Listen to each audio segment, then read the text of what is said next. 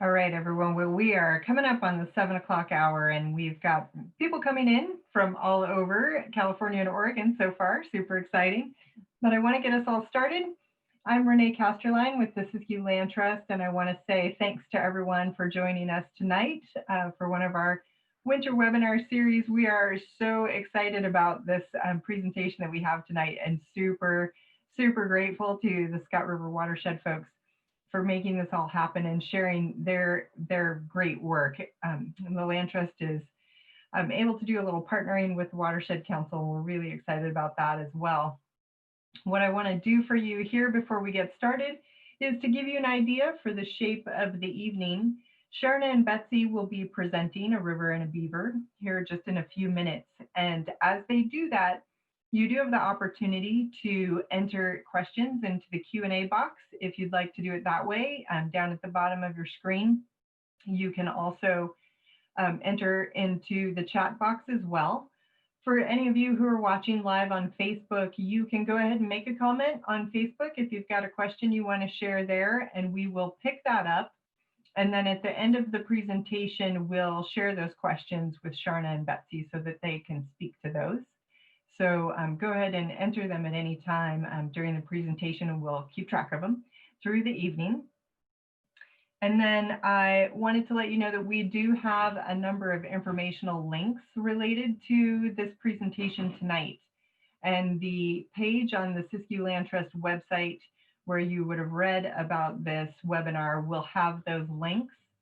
So you'll be able to reference that material there because you're going to pick up a lot of information tonight.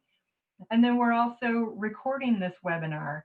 So if you want to go back and watch a portion of it or share it with friends, you'll be able to do that. We should have the webinar recording up towards the end of the week.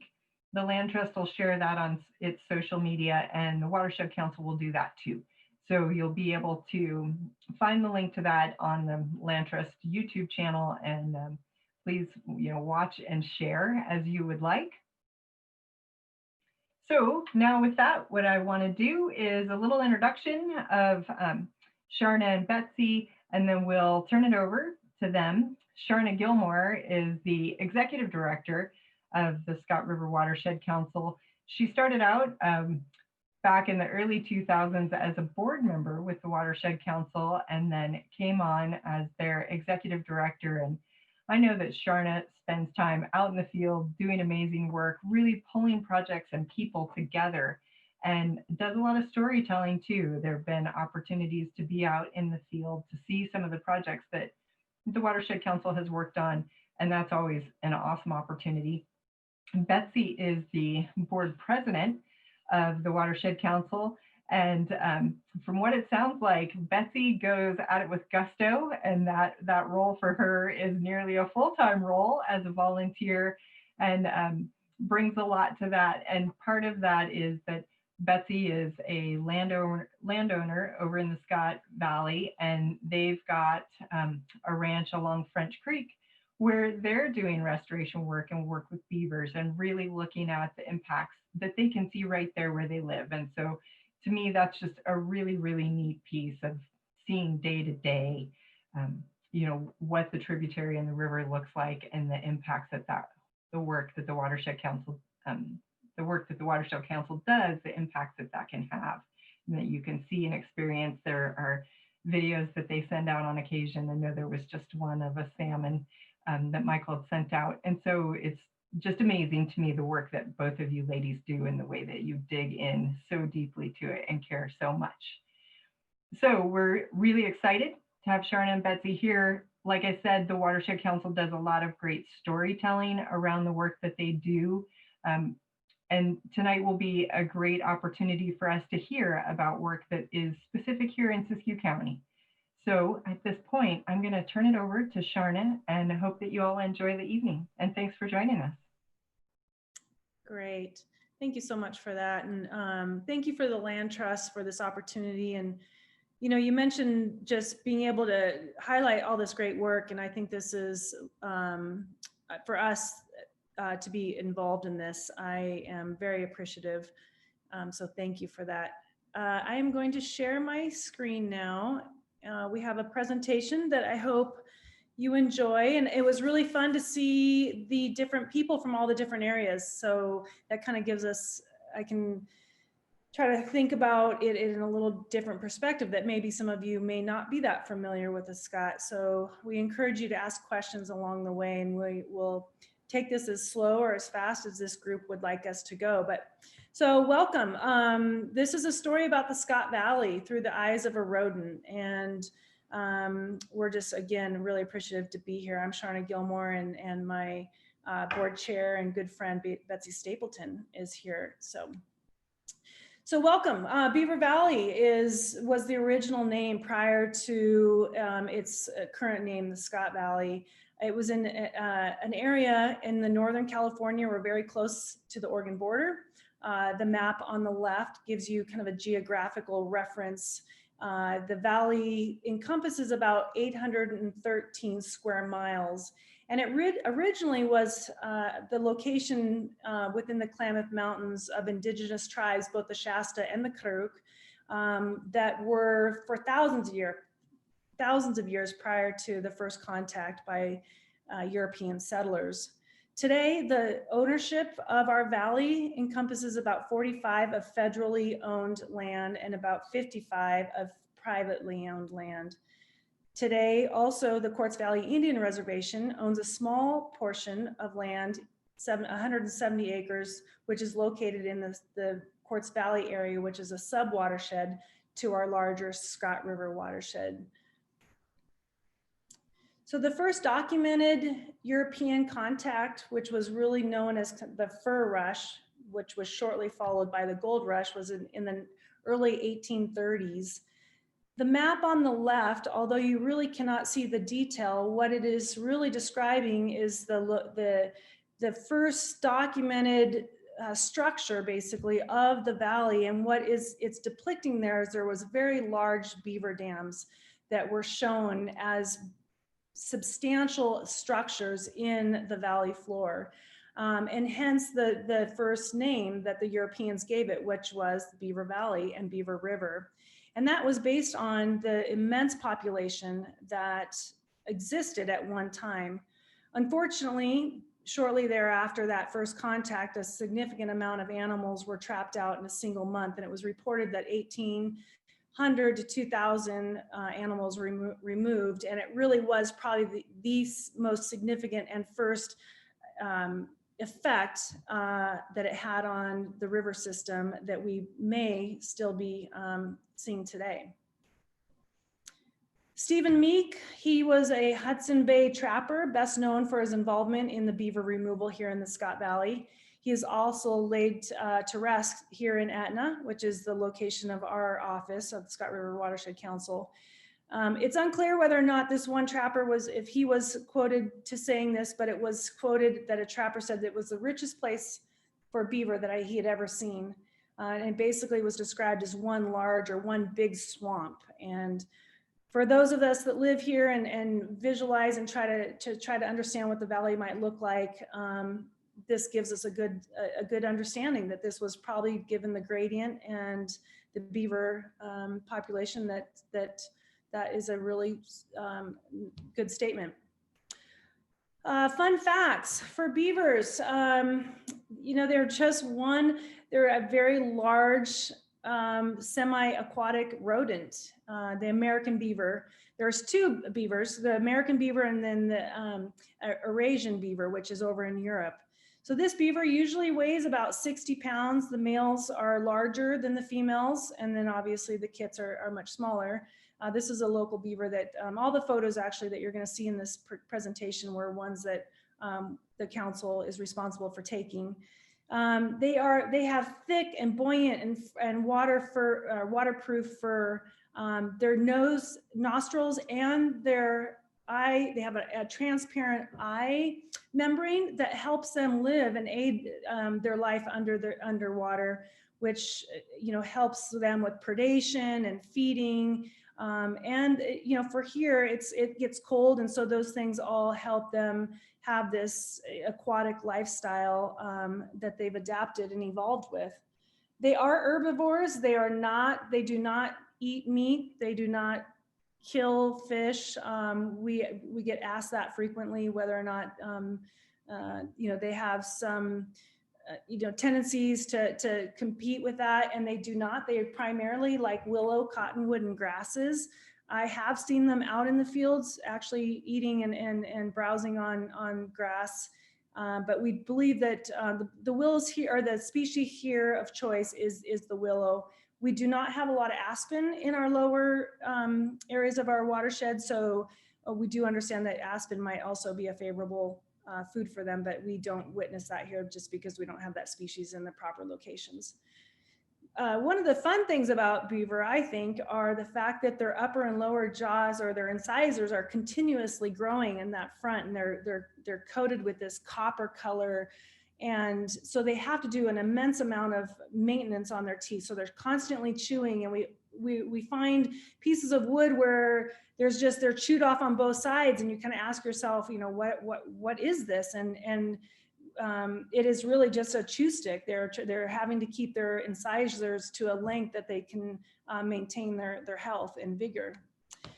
More fun facts is their family structure. They're very similar to a lot of other mammals, but they have relationships generally with a single partner for their entire life. So an adult male and female will mate for life. They have families of beavers that consist of yearlings and kits, and the yearlings can stay with the parents up to 2 years, helping with all the chores that we find ourselves. Although I will say my teenage kids, I don't get them to do food collection very often, but typically they are contributing to things like food collection, childcare, the dam and den building. So really something that I think is kind of nice to understand, that they have some of the same structure that we as humans can relate to. Their lifespans, they get predated, wolf, bear, cougars. We do not have wolves here. We have black bear here. Mountain lions are very prone to be predate on beaver. In captivity, they are known to be in about the 20-year range as far as their life expectancy, and in the wild, 10 to 15 years. So as you probably all know, that beavers are best known for their lodge and dam building, but they also do den building, and we'll talk a little bit more about that as it relates to the Scott. Generally, both the den and the lodges have water entrances, and this is primarily just for their predation fears. And so having a direct entrance into the water does eliminate that exposure that they might have on land, because once they are on land, they are rather cumbersome and a little clumsy. This picture was a picture that I took. This is a beaver tail splash, and they do this in order to alert the other animals in the area, their family, that there's danger. I had actually been there for a while before this young beaver found me to be a little scary and gave me a tail slap, which gave me the exiting invitation, which I took. So Scott Valley beaver, one of the questions that we get a lot is, how many animals do you have in the area? And quite frankly, we don't know. We do know that where we have water, and we have food, and we have low gradient, or very shallow or low gradient, meaning not steep areas in our system, we generally have signs of beaver. We typically look for things like trees being cut down, willows being harvested, and sometimes it is literally poop that we are looking for, and scent mounds that we are looking for to see whether or not we have beaver in the system. But generally, the Scott Valley as a whole, regardless of its history and the high numbers that were taken years ago due to trapping, we do believe that the beaver population is doing well. But it does need food, it does need water, and it does need that combination both to be in the lower gradient, which is the valley floor of the Scott Valley. The other question that we get asked a lot is whether or not what is a bank versus a lodge, and do they build dams? And we don't see a lot of dams in the Scott. And so are these all different kinds of beavers, or are they, what is the backstory behind those questions? So typically we see two types of beavers as far as their life strategies of bank versus lodge construction. And typically in the Scott, given just some of the geomorphic controls or the way that our streams now function versus the way that they might have 200 or 300 years ago, is that our beavers, a lot of our beavers, we call bank beavers, and that merely means that they have come to develop a strategy of digging into the bank and housing their lodge within a bank setting versus actually constructing a lodge, which would be more of a structure that would have a kind of a tent-like characteristic and be made out of wood material and grasses and mud. So in the time that I've been working around beaver here in the Scott, which is 10, 12 years, I think I've only witnessed 3 different lodges in the Scott River system where I have countless bank beavers. But again, they are the same species. There's nothing different. They've just adopted different life strategies given the, different things that, quite frankly, we're not sure we fully understand, whether it's, the material or it's the way the configuration of the stream or a combination of both. And then the other thing that we don't see a tremendous amount of was, we don't see a whole lot of dam building which is what you would normally see. And we think a lot of that is due to stream incision and lack of material. And the fact that many times when they do build dams in the late fall, they get blown out in the winter, and then they have to just restart from the ground up the next summer. So one of the things that we typically really try to highlight is the fact that the beavers are what we would consider ecosystem engineers. And this camera that we have set up is on a Beaver Dam analog, which Betsy's going to talk about here in a minute. But what the fun thing that this camera has caught, besides the hundreds and hundreds of film or photos that we have about beavers, and we watched a male, and then we watched the female come in, and then we watched the family come into this site. But are the other animals that really do benefit? And these are just a few photos of all sorts of different mammals and bird species that have utilized this dam for access and hunting opportunities. And it just gives me probably one of the greatest joys is just to see all these different animals that benefit from the hard work of our friends, the rodent beaver population. So I don't want to really overstate or pretend like that there's not challenges that beaver do present, because they certainly are industrious. They work hard. They work every night. They don't seem to take days or holidays off. And some of the things that they do that I know that we as a council have worked hard to try to help develop tools and mitigation actions is cutting down trees. So we have gone out and caged trees, just trying to minimize the loss of large cottonwoods in particular that are really important for shading of our streams, which are already tagged as being temperature high in temperature, so that's a pollutant in as far as the water quality concerns. So we are really sensitive to beavers' activities, taking down large cottonwoods and trees along the riparian area that might have an adverse effect.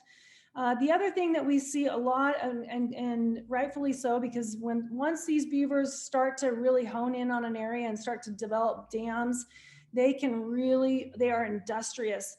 And so we have done a significant amount of work of building what's called a beaver deceiver, and that picture there in the left-hand corner is an example. This is a beaver deceiver and a pond leveler all kind of in one contraption or tool, where a landowner was having a problem with the beavers damming up a culvert. And so we removed the dam, we placed this large culvert in, we put this beaver deceiver cage on the front of it.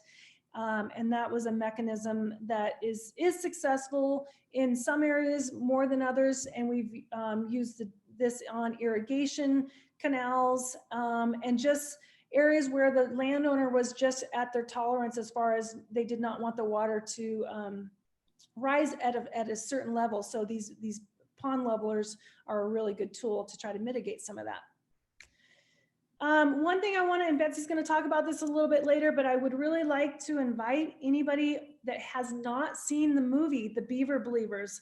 Sarah Koenigsberg is an amazing filmmaker. She has made this movie that really highlights some of the challenges but more importantly, the benefits of beavers and working towards becoming more climate resilient. And so we are going to be hosting a fundraising and a showing of this, a viewing of this January 21st.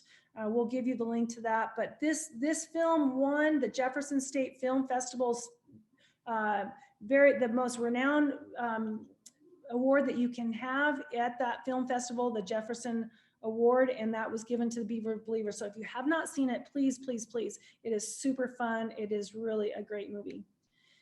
And with that, I'm going to pass it on to Betsy Stapleton. Well, hello, I'm Betsy Stapleton, and I'm just very pleased to be here with you today. And I want to do a shout out to the Siskiyou Land Trust, who is just an incredible partner organization, and the satisfaction of working on lands that have permanent conservation easements on them, and knowing that investments in restoration dollars and efforts are going to be there in perpetuity because of the conservation easement just makes our work all the more meaningful. So the relationship we have with doing onto the ground restoration with the conservation easement just multiplies the benefits for everyone. So one of the main interests around beavers are the effects that beavers have on fish populations. And this is actually was a controversial subject within our recent history. People went out and pulled down beaver dams thinking that they blocked fish being able to get upstream and spawning. But additional research, and the Watershed Council has been part of this, has determined that beaver dams and beaver dam analog like habitats actually are very critically important for salmon, in particular coho salmon, because coho need slow water. And in that picture, you see a picture of two different coho juveniles, young fish of the same age. And the real big fatty one was raised in a beaver dam habitat, and the smaller one was raised out in the mainstream channel. And you can just see what the difference in size and growth between those two habitats offer fish. So I'm going to talk just a minute about coho.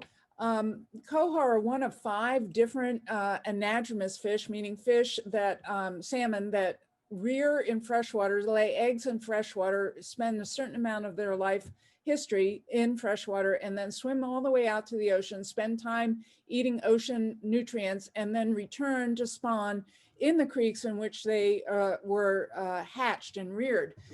Coho are a little challenging compared to other salmon because the eggs are laid in the fall, and then they have to live through a winter of high flows. Then the fish emerge in the spring, and they have to endure hot summers, which are increasingly hot and dry under climate change, then survive through a whole nother winter and exit out to the ocean in the following spring. So they have a whole year where they have to survive in freshwater conditions. And if there are large impoundments like behind beaver dams or beaver dam analogs, that gives them more depth of water, more nutrients, and they are able to thrive.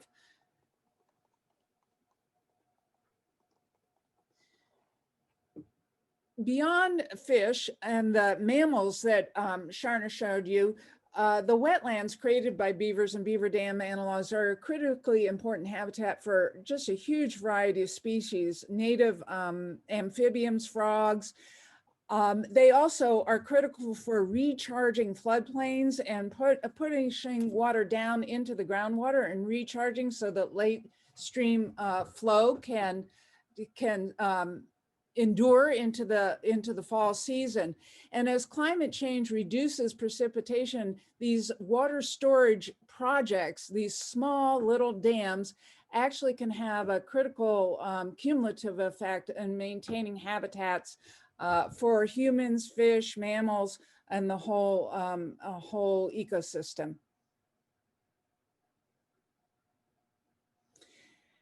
So in addition to beavers, the Watershed Council has started working with what's called Beaver Dam Analogs, or BDAs.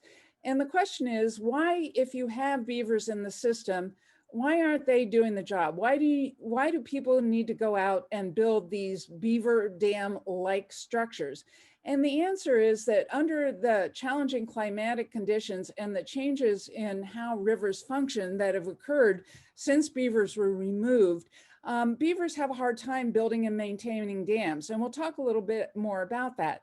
So we have gone out and sort of given them a jump start by building these dam-like structure that start kickstarting the natural processes that will allow beavers to flourish in the future. So this is just a rough little schematic of what a beaver dam analog is. And it's really a very simple kind of thing. We pound posts in, and we do it by a variety of different methods. I'll show you some. And then we weave willow sticks between the posts that are in, and then we pile up a bunch of material, straw, clay, and other materials to reduce the flow through the structure. And you can see that beautiful little schematic. Instead of having a stream that's rushing down the hill, you now have a nice pond that allows fish to thrive. So the question, looping back around to why aren't beavers doing this process on their own, I'm gonna, rather than starting in the top left, I'm gonna start down in the top bottom right. And you can see this rich beaver habitat, much like what Sharona was describing that the Scott River Valley used to look like, with beaver dams all over the place, water cascading around, ponds, streams, and trees, and all this happening on a broad level across the floodplain. Well, if you take beavers out of that equation, beaver dams don't last forever without those industrious little critters constantly maintaining them and building them up. So you have a dam blowout, and you have the water rushing through, and with it carving a channel, and then more dams blow out, and you carve a deeper and deeper channel, and then you end up with a picture like that on the upper left, where you have this river running in a very narrow channel, and the pressures in there are fast, and the trees are up on the floodplain, removed from the channel. So the beavers try to build something, there aren't materials, they build a little something, and the water blasts through. So what we do is we come in and we build sort of these extra strong beaver dams with the beaver dam analogs by pounding the posts deep into the surface, which provide additional strength. And we do often have to go back and rebuild them. And then gradually over time, we have sediment accumulating behind them, plants starting to grow. And you can see that we start moving forward in a process of restoration back to the kind of ecology where beavers can start doing all the maintenance and maintaining the structures on their own. So these are just some pictures of the various beaver dam analogs, BDAs, we've constructed in different locations. And you can start seeing, rather than the typical narrow, often dry channel you see as you drive around Scott Valley, these wide connected waterways with water spilling out all over them. So this is just a little visual representation of how we build the beaver dam analogs. We're pounding the posts in there, and unfortunately this is not an infrequent occurrence with the main Scott River dry there, but it does make working there easier than if we're working around fish and water. So when we do have dry conditions, we try to take advantage and get work done during those. And then on the other hand, over on the left hand side, you have a little narrow trickly creek that we're putting a structure in there. So this technique can be applied to different size streams and different locations. So here comes the weave. We harvest willow locally, and actually something we've learned is that willow co-evolved with beavers, and beavers go out and cut down willow, and this actually makes the willow more vigorous and healthy. Every time you cut the willow, either us harvesting for making beaver dam analogs or beavers harvesting for their purposes, you'll get 2 or 3 sprouts coming up from that, and the willow responds very vigorously, and you get healthier, vibrant, younger plants. And then another interesting fact is that the first year or 2 of that willow has a higher concentration of salicylic acid. So it has a nasty taste, and the beavers won't re-harvest that same plant for 1 or 2 years afterwards. So the plant gets time to regrow and put energy back into the roots, and then be a future food source with 2 or 3 stems, whereas before there was just 1. So it's a great positive ecological loop. So then we stuff that that weave that we put back and forth between the posts, and you can see it's sort of like doing pot loops where you go back and forth, back and forth. If we're working in the dry like we do, sometimes it's a lot easier, but we have to adaptively manage. And some of our really smart crew said, "Hey, I'm not carrying buckets of rocks and straw to stuff in here. Why don't we use this little boat?" So they loaded up the boat and hauled it out there. So we're always learning and always adapting of how to achieve our work more easily. Sharona. Okay, great. Thank you, Betsy.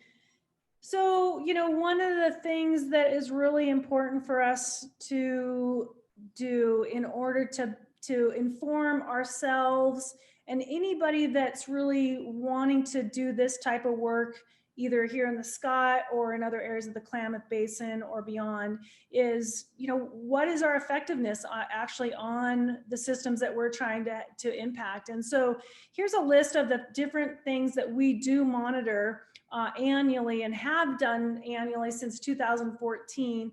One of the things that I did want to, that we wanted to mention, and I'll just mention it here, is that the first Beaver Dam analog was placed on Sugar Creek within California. And so one of the things that we've been tasked with is really, like I said, what are the effects? And so fish utilization, water quality, beaver utilization, what are the impacts of surface and groundwater elevations? What are the geomorphic changes as far as, did the channel change? Did it increase its elevation, or did it downcut? How is it affecting fish passage? Habitat characterization, did we have an increase in riparian species? And then multi-species benefits like birds. And then a really fun one that we've partnered with a UC Davis team is food web, which is the macroinvertebrates. Oops, sorry. So we do not have near enough time tonight to go through all the different parameters in which we do monitor. I'm just going to give you a snapshot here on kind of the totality of what we're doing. For groundwater, surface water, and our water quality networks, we're monitoring 50 plus surface water elevation loggers and stations.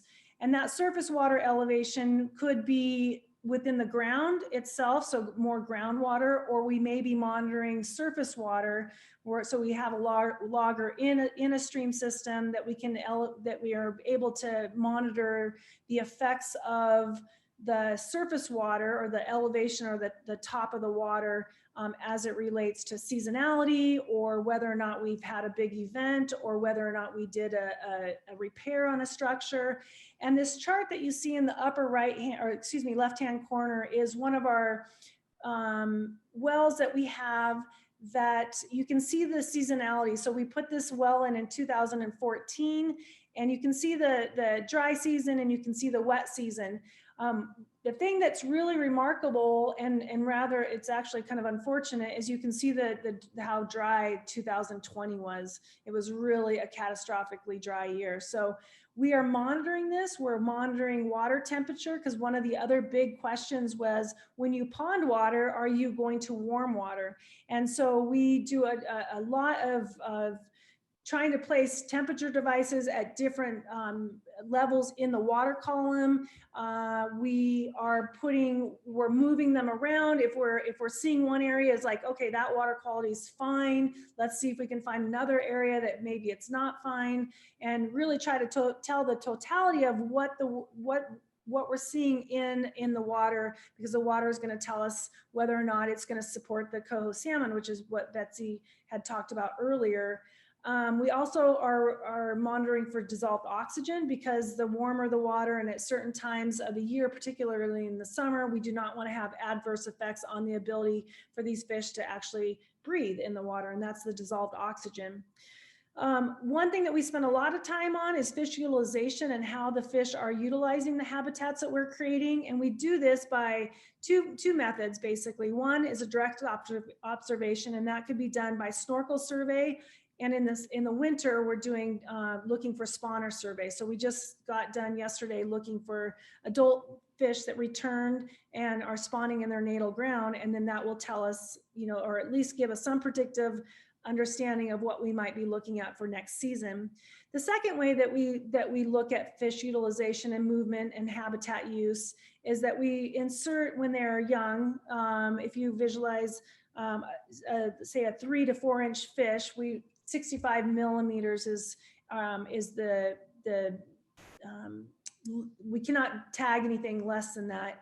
So we insert a small PIT tag, PIT, a passive integrative transponder. And basically what that does, it allows us to track its movement using arrays or these antennas that we put through in different parts of the system. And it allows us to capture their number. They have a unique number, and then we can document that. And this year was rather exciting because we had tagged fish that came back into the system that were tagged in 2018. And some of those were tagged down on the Klamath by some of our partners down at Mickwick and the Karuk tribe. So we're all working together to try to understand the life histories of these fish. And so this is one of the ways that we're contributing to that larger effort. The other things that we do is we collect biometrics. So we're weighing the fish and we're collecting their length. And then over time, we're watching how different habitats contribute to the biometrics, because the idea is that the larger fish that take off to go out to the sea, as Betsy was mentioning earlier, the more healthy and the better chance that they will have to return. So we want big, healthy, fat fish, and the only way to really quantify that is if we're monitoring our effects on that growth. This is just really quick. I want to just highlight, because this is one of the foundational things that we're trying to understand. And we do have a paper that's coming out with UC Davis's great work from Dr. Rob Lasardi on macro invertebrates and how our work is impacting the very foundational component of life as it in the food chain. And so Bella Vista Foundation has given us 2 grants to support that work. And I think it's gonna really be foundational moving some of this stuff forward. The picture in the background, that is a fish that we caught migrating through a BDA, excuse me, this year, an adult, and just documented some of the fish passage questions that we often are asked. Lastly, that I'd like to just highlight that these BDAs and our structures and these projects are really acting as just such a critical living laboratory for so many students, both locally and from colleges, Southern Oregon University, Humboldt State, and Washington State University.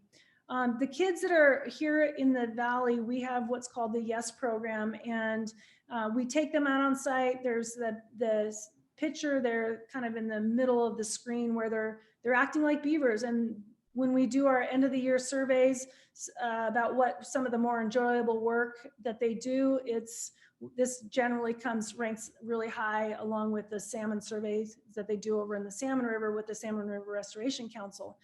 But I just really want to highlight that, you know, we have the next generation coming up, and giving them opportunities to learn about our ecology and how the Scott River is tied to the larger Klamath River, and the importance of having healthy ecosystems for both wildlife and humans is really just what we feel is kind of foundational to the council's mission.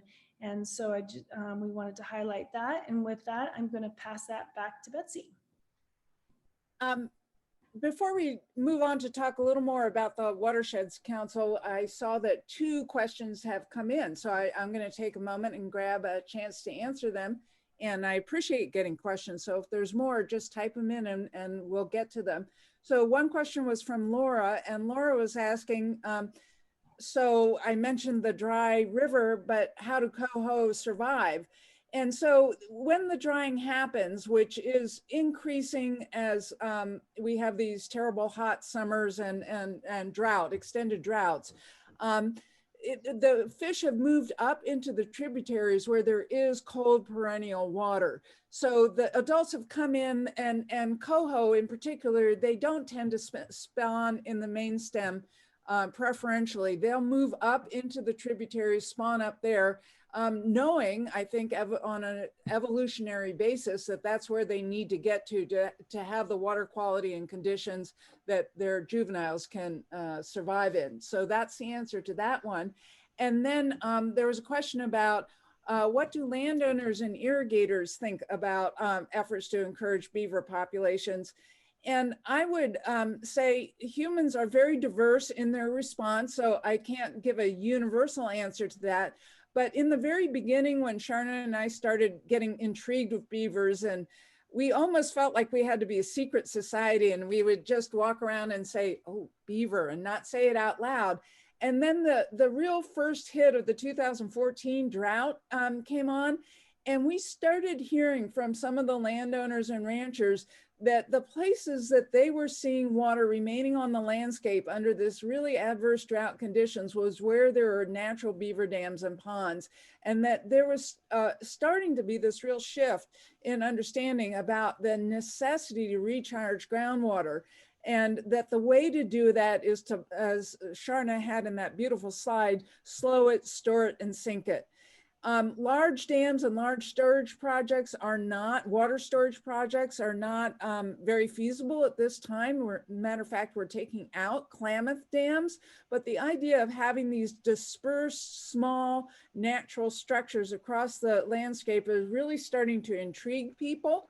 So while there are the challenges that Sharona mentioned in terms of plugging up irrigation infrastructure, which is really troublesome.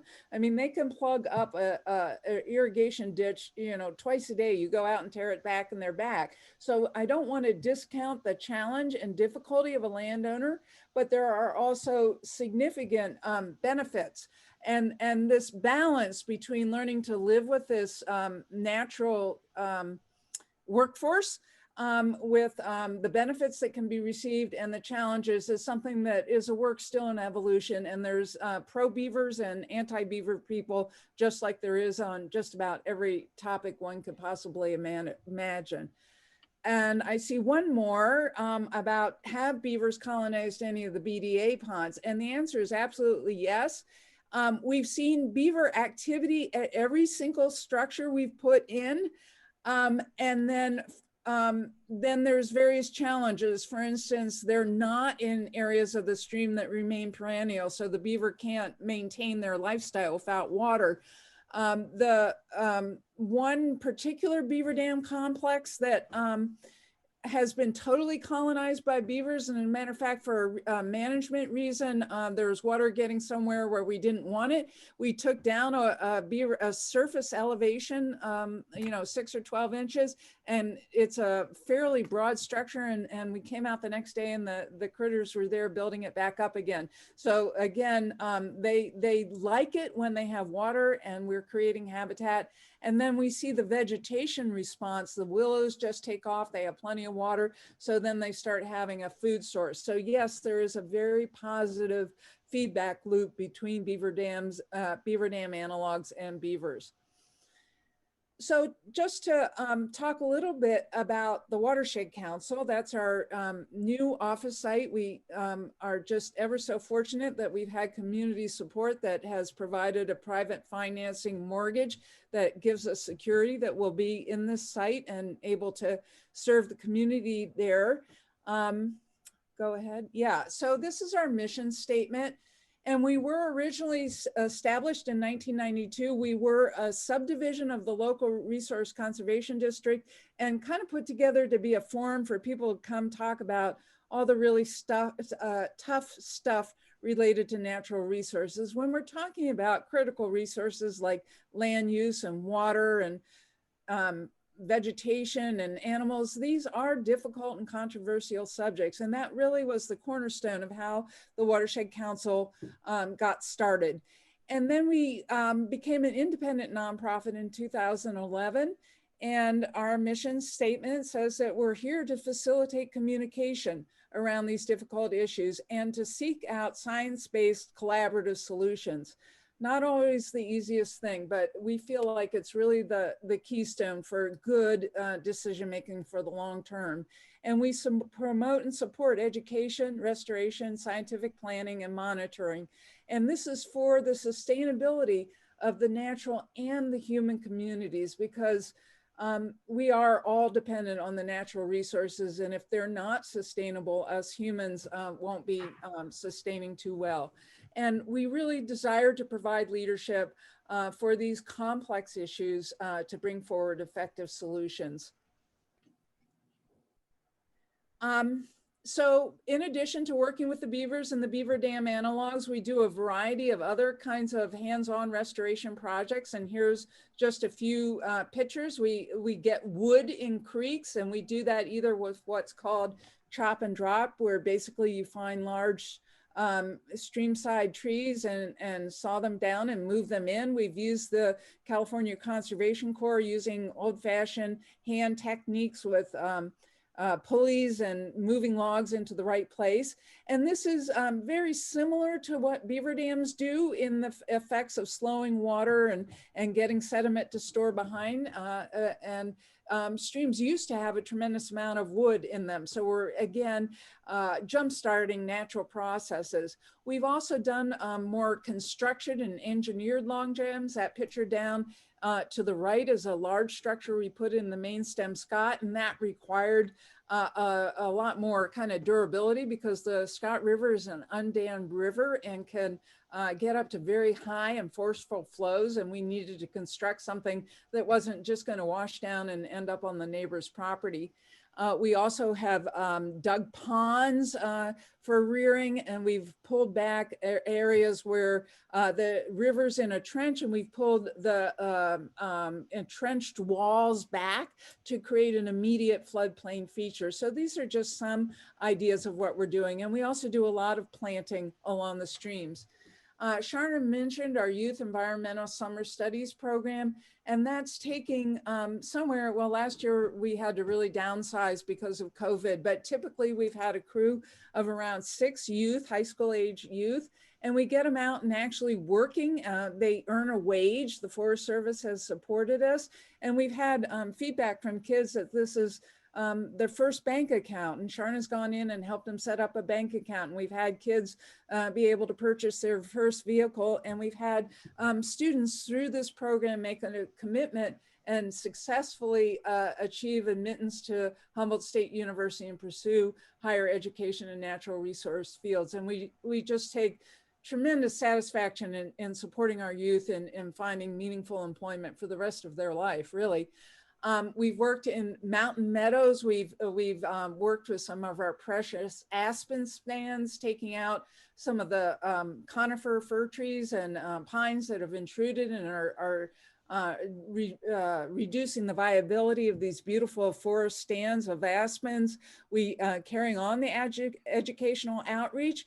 We've been movers in establishing a prescribed burn association, which intends to bring healthy, ecologically based burning based on traditional ecological values from tribal knowledge to our landscape. We haven't quite got our first burn on the ground, but we're looking forward to doing that, and we're moving forward.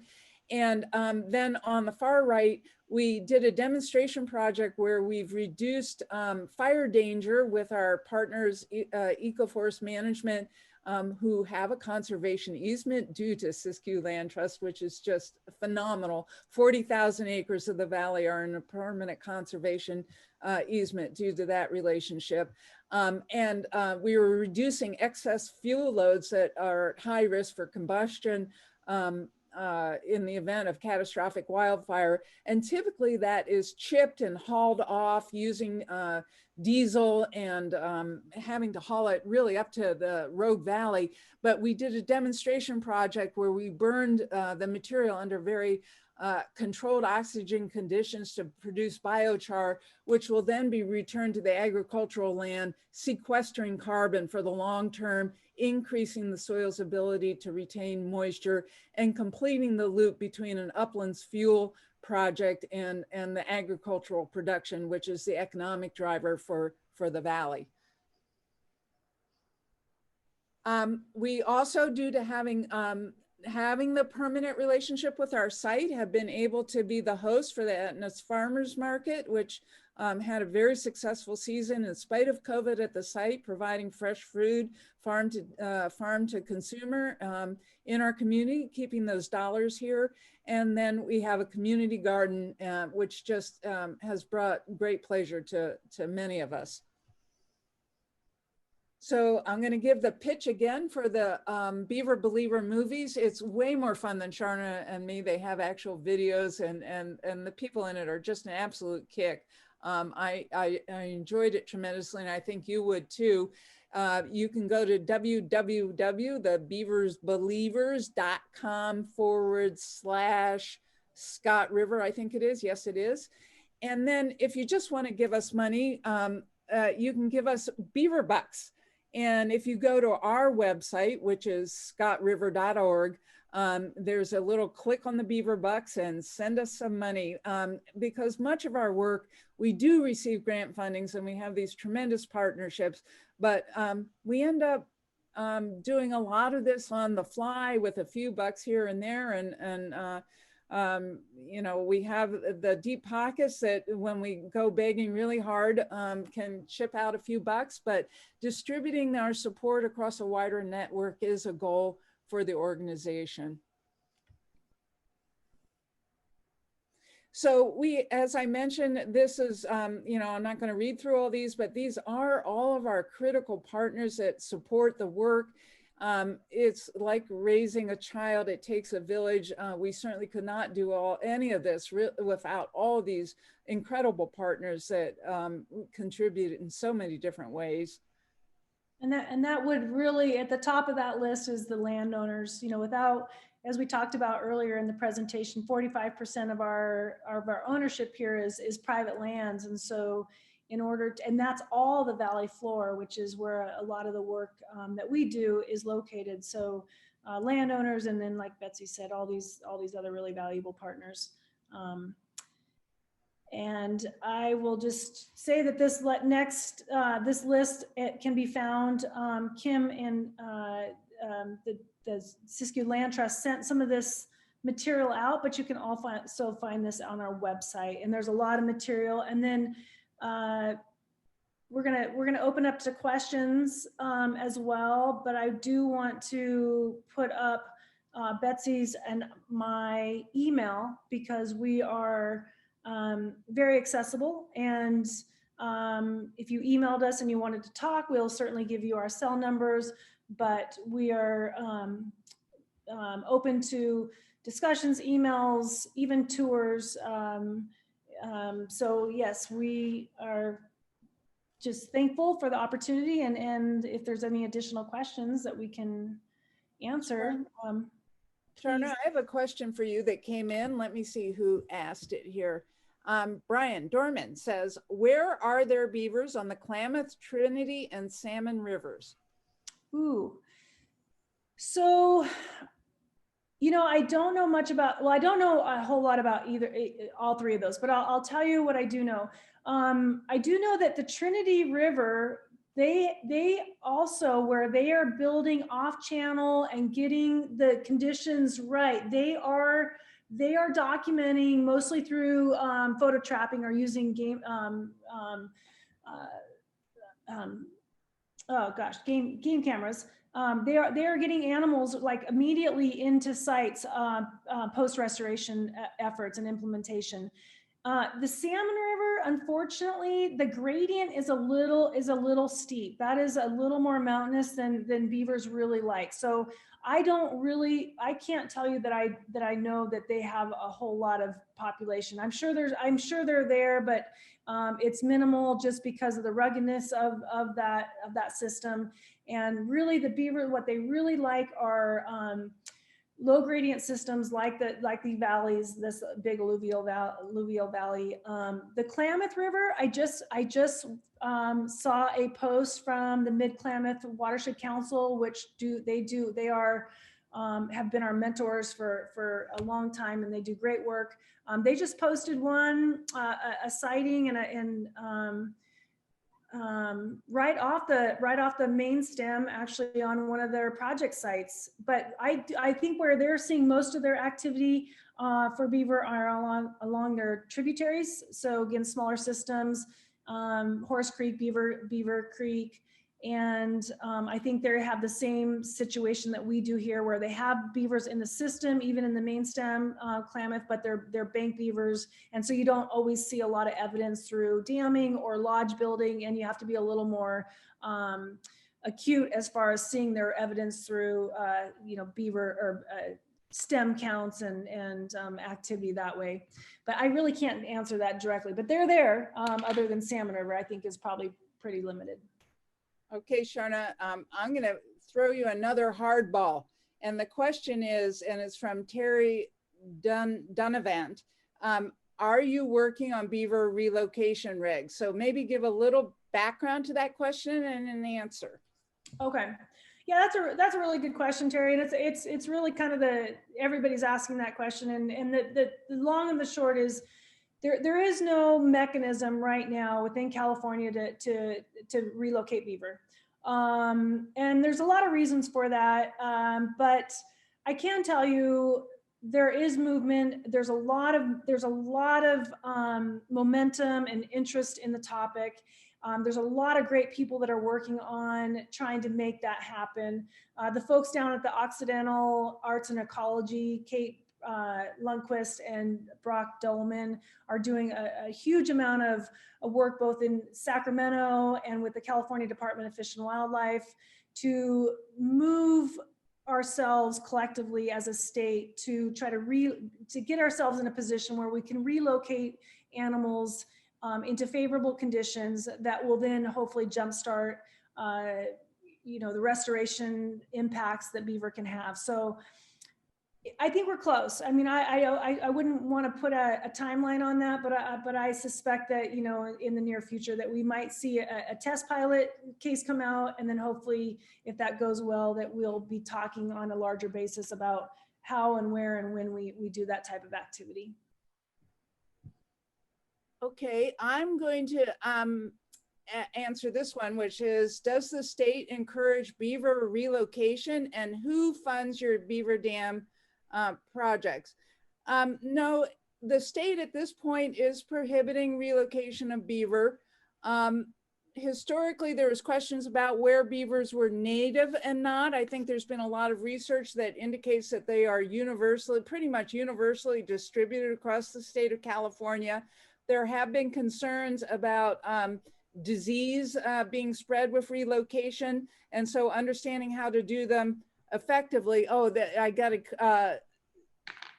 There's a restoration. Okay, I got a clarification. Does the state encourage beaver restoration?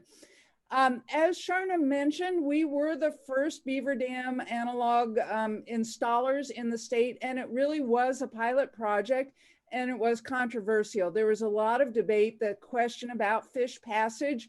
Were we blocking fish from getting upstream into the cold water, as I mentioned, is so necessary for them?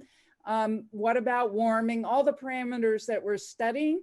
And so we took on the responsibility of doing this extensive analysis and providing good information to the state level regulators to understand what the impacts of this kind of restoration was. And really as a result of that effort over the past 6 years, this style of restoration has become pretty normative, and it's entering a lot of the funding streams as a typical practice.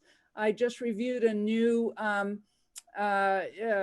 solicitation offering for a funder, and they listed Beaver Dam Analogs. So this is moving into the mainstream of restoration practice.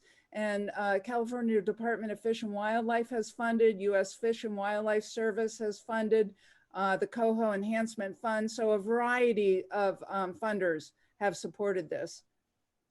Okay, Sharona, to you. Do bank beavers still provide ecological benefits to the stream, like water storage or wetland habitat creation?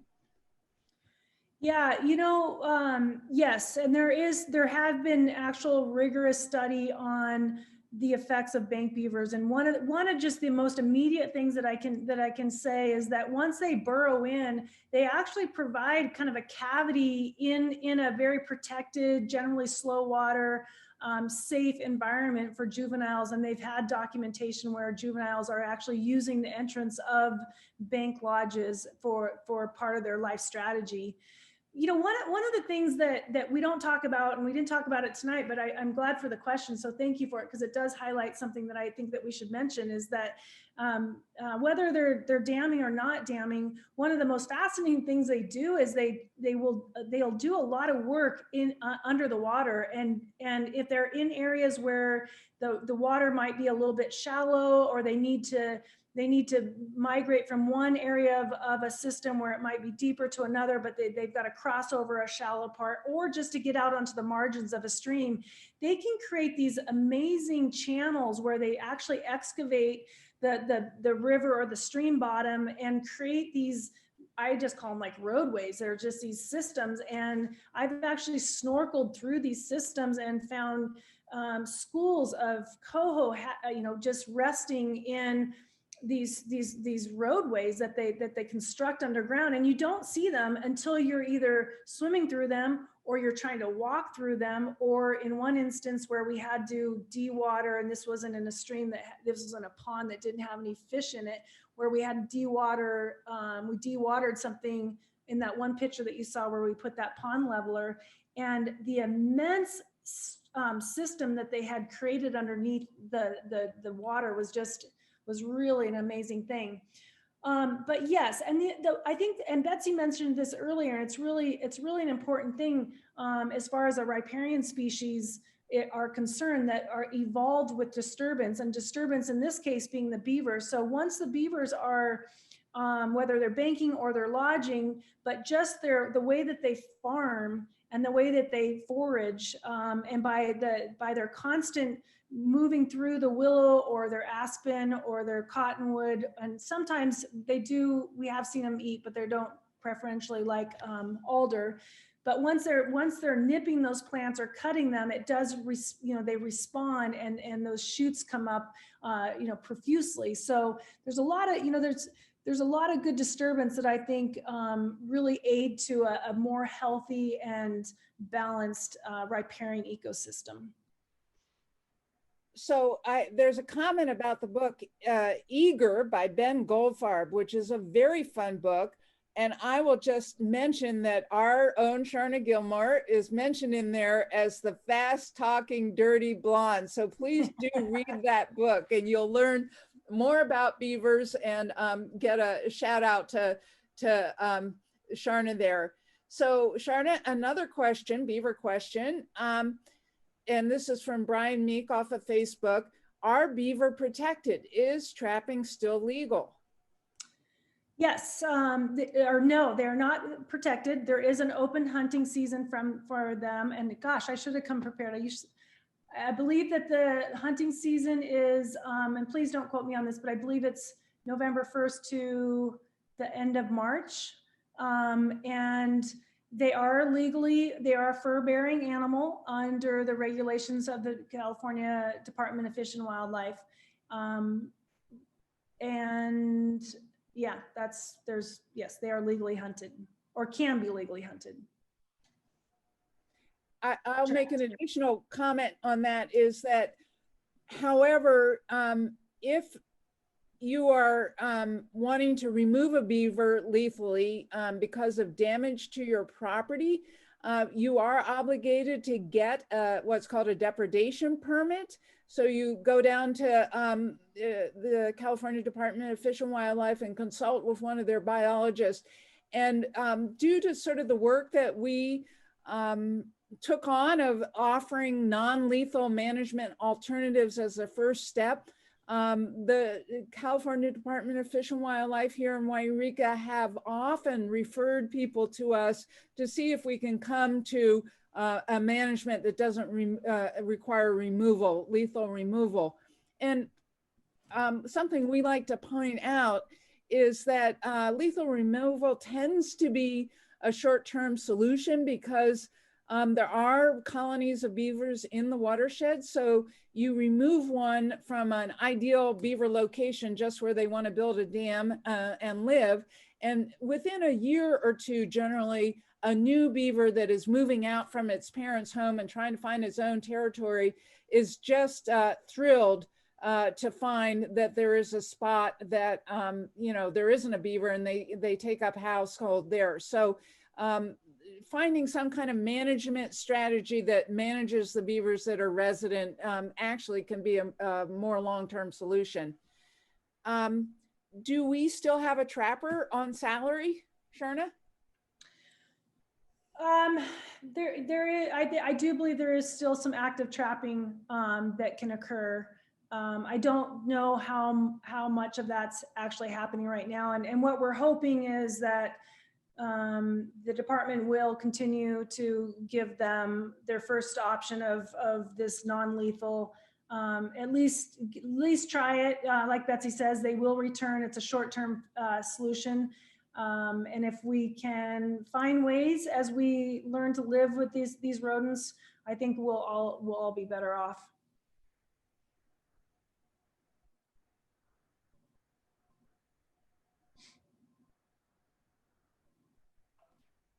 Well, All right. yeah. Betsy, you did a great job working through all of the questions that have come in. It's been really fun to see the engagement on that level. There was a question, Betsy, that I don't think that you read, and Sharona, you spoke to it a little bit, but I think that you can clarify this. Anna asked if you actually reintroduced beavers from another location. Yeah, we've done no reintroduction. Thankfully for the Scott, we do have enough natural beaver population that, like Betsy had mentioned earlier, we have seen beaver at our sites. They not always have they've stayed, but they've come in. We've seen sign of them. And then we did have the opportunity at one of our sites to witness the male come in, and then was able to photo trap the female. And then the next year we got the kit. And then, you know, the year after that, there was 2 kits. And so we've been able to track that way, but no, thankfully we don't, you know, one of the things that we have been in conversations, and it goes back to one of the previous questions about relocation, is that, you know, the Scott might be a system that can contribute to relocation of beavers to systems that no longer have beaver, but historically had them in the system. So, you know, we're open to that. There are areas that, you know, have problem beaver. And so, you know, coming collectively as a state, you know, maybe that's something that the Scott can contribute to, you know, down the road. I have a little story, which my ranch does border on French Creek, which is a very rich coho stream, and we've also had beavers for the 20 years that we've lived here. There was a section of the creek that had beavers, and then they were gone. They've been building dams and cutting down trees and really evident, and then they were gone. And I was, oh my gosh, I don't have beavers in. Sad. And I was out walking around, and I looked down and I found a beaver skull. So obviously the animal had been predated, and was then, I found the skull, and it was really cool because I could grab those yellow incisors that Sharona was talking about and kind of pull them out. And I kept pulling and I kept pulling, and the darn thing went up into that animal's skull 2.5 inches that I could pull this incisor, and then I could slide it back in. So you could just see the mechanism by which this tooth just kept on growing. But then within a couple years, beavers were back in the area. And now in another area of my property where I've had beavers for ever since we've been here, they're gone, and I'm grieving them. Got to see some little baby beavers there a few years ago. But I'm trusting that area will be repopulated again as downstream beavers, their juveniles reach the point where mommy and daddy says, go forth, go find your own home. So for our region, we are lucky enough to be able to get natural repopulation when it's necessary.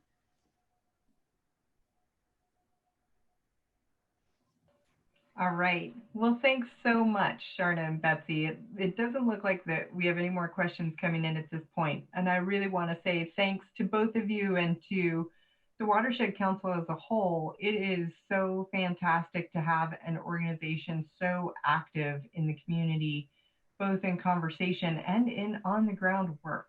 I mean, it is really neat. If you the folks who are watching, if you ever have an opportunity to go out and do a tour on one of the Scott River Watershed Council's projects, whether it's a BDA project or putting woody debris in channel, go do it. It's a great opportunity to learn and to see the work that's going on out there.